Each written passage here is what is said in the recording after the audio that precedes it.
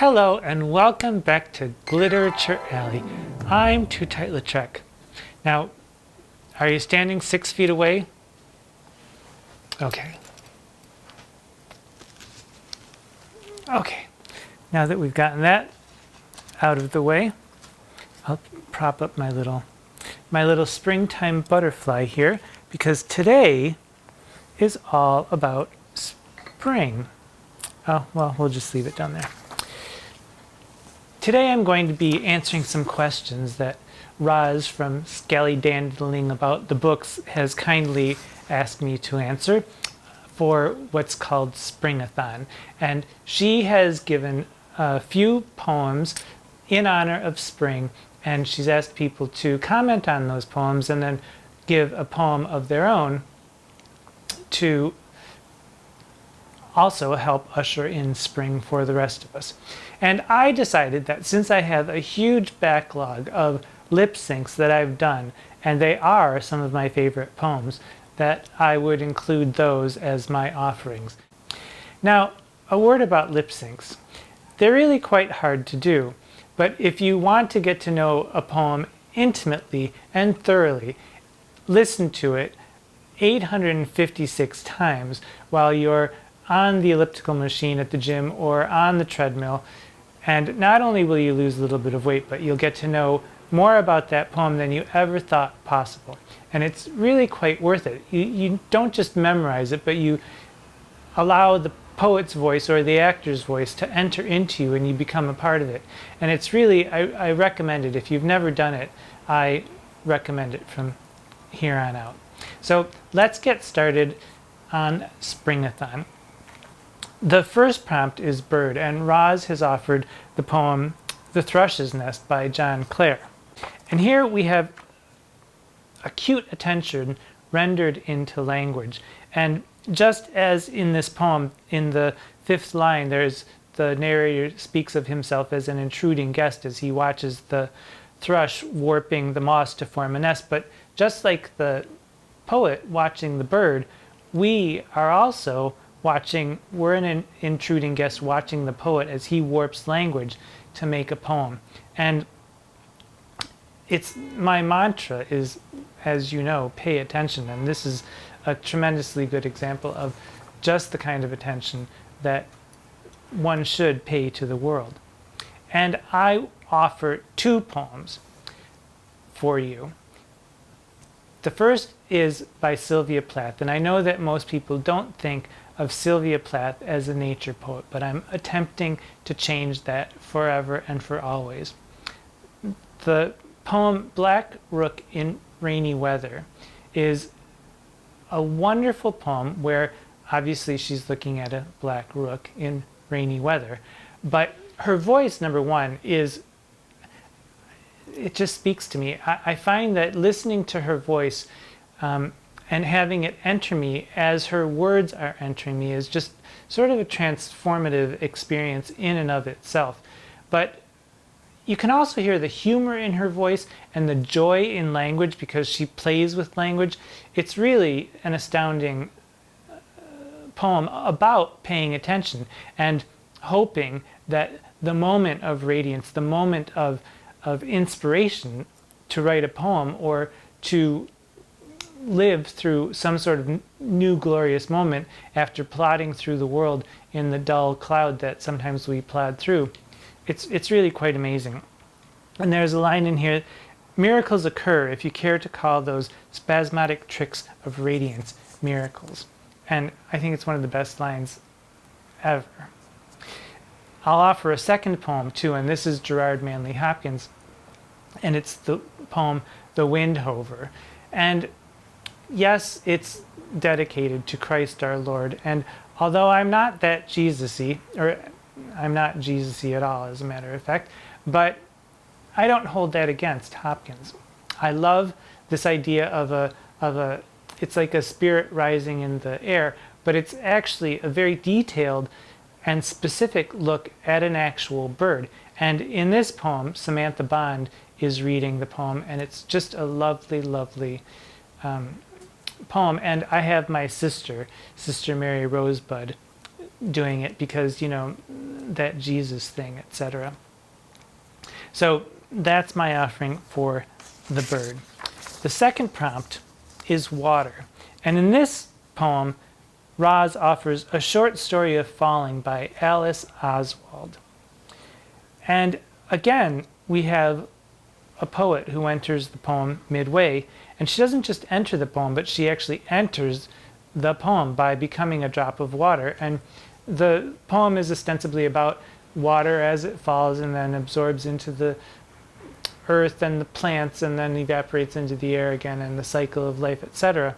And midway through this poem, the narrator says, "I, a passerby, if only I, a passerby, could pass as clear as water through a plume of grass, etc., then I might know, like water, how to balance the weight of hope against the light of patience."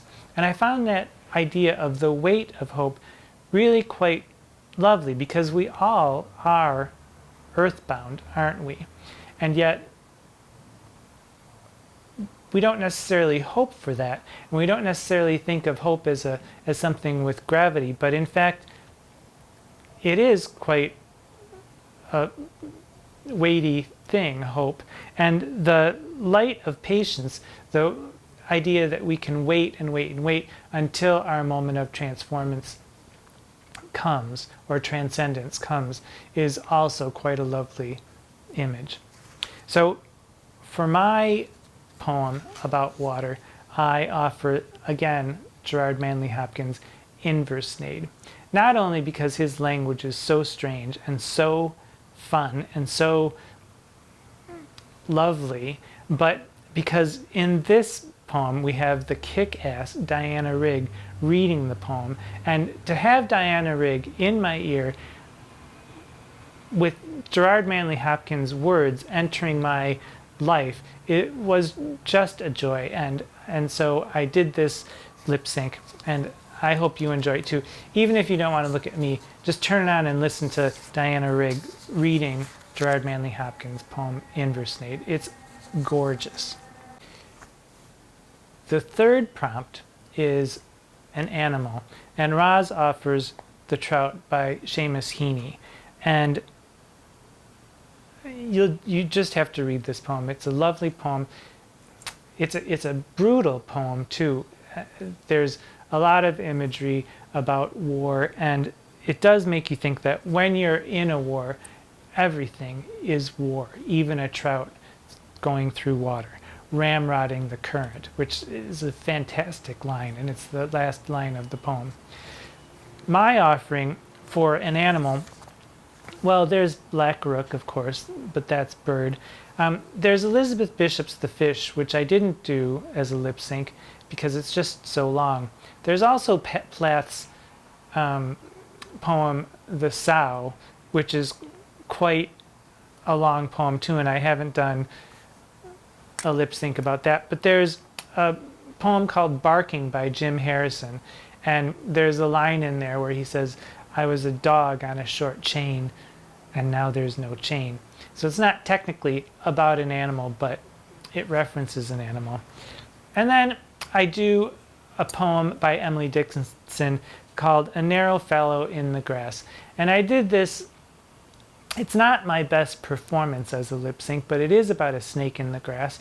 And I happen to have done it just before a certain presidential election that went all to hell. And yeah, A Snake in the Grass is what that poem's all about, and I'll link that below. So the fourth prompt is plant. And here Roz offers Daisies by Kathleen Jamie. And Kathleen Jamie is a poet who I would love, she has a poem called The Queen of Sheba that I would love to do a lip sync of, but I don't do lip syncs of living poets simply because I don't want to offend anyone, and if they're dead, they can't complain. Easy enough. But I do love Kathleen Jamie, and I've known about her for a while. And this poem seems to be about daisies. There's a line in here, "Surely it's better to renew ourselves than die of all that openness." the poem is saying that, you can't be open all the time. And there's a slight suggestion of fear of missing out, but there's also the idea of dying of all that openness. It flirts with the same thing that Plath's Black Rook and Rainy Weather flirts with, which is that so much attention, all that openness, all that acuity of attention, all the time can just be too much sometimes. And perhaps still we want even more, but sometimes we just can't handle all that attention, all that openness, all that, the world is there all the time. And it's sometimes a bit too much, and I get that. And we all need a respite of some sort. So pay attention, but there is a cost, because for a sensitive soul, it can really wear one down. So my offering for plants, and you'll forgive me if I go a little crazy here, the first one I'll give you is not Sylvia Plath, but it's by Carolyn Kaiser, and it's in Carolyn Kaiser's own voice, and it's called Plaint of the Poet in an Ignorant Age, where she's bemoaning the fact that nobody seems to know the names of plants or animals anymore, and we're constantly just looking things up. But it's a wonderful, wonderful poem, and her voice is quite unique as well. So that's my first offering. But then I can't resist Sylvia again. She's got a couple of dryad poems, so a tree that turns into a woman, or a woman that turns into a spirit of some sort. And the first one is on the plethora of dryads, and the second one is on the difficulty of conjuring up a dryad. And on the plethora of dryads, there's the line, I tried my sight on an apple tree that for eccentric knob and wart had all my love. And who can't love a poem like that talks about the love of an apple tree with knobs and warts that you can't help but love? So I'm linking all three of those below. And then there's another poem about a peony by the poet Mona Van Dyne in Mona Van Dyne's own voice, and it's called Sonnet for Minimalists. And Mona Van Dyne's voice is quite interesting too. She sounds like she's maybe had a couple of sips of maybe it's not even cocktail hour, it's maybe about 6:30 or 7 that night. But it's a wonderful poem, and I'm linking that below. The fifth poem is something about travel or a destination, and Roz offers A Day in Sussex by Wilfred Scowen Blunt, a poet that I did not know before, but it's really quite a lovely, it's about a, I fled away from the loud world which long had troubled me. And that just speaks to me all on its own. My travel poem would be probably Philip Larkin's The Whitsun Weddings, which is also quite long, and I haven't lip-synced, or I haven't had my intimate Eustace T. Luce, I haven't had him do Larkin's Whitsun Weddings. But there's also The Lake Isle of Innisfree by Yeats, or there's a James Wright poem that I was going to look up the name of, but I forgot to do that, so I'm not going to mention it at all. And then there's a poem that I did lip sync, Emily Dickinson's Because I Could Not Stop for Death. And this is Juliet Stevenson reading the poem Because I Could Not Stop for Death. And it's a journey for sure. And it's getting out of the world for sure. So I'm linking that below. Now, Roz also asks us to talk about a work of nonfiction of nature writing, or poetry can be nonfiction. And so if I were to recommend something, I would say maybe poems by Mary Oliver, or Pilgrim at Tinker Creek by Annie Dillard.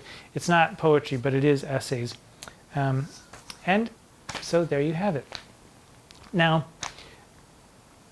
I don't know exactly how soon we'll get this out, but I'm hoping that it will still be spring by the time it arrives. And if you care to do your own answer to this, please do. I'll link Roz's original video below, and you can go there and do your own version of it.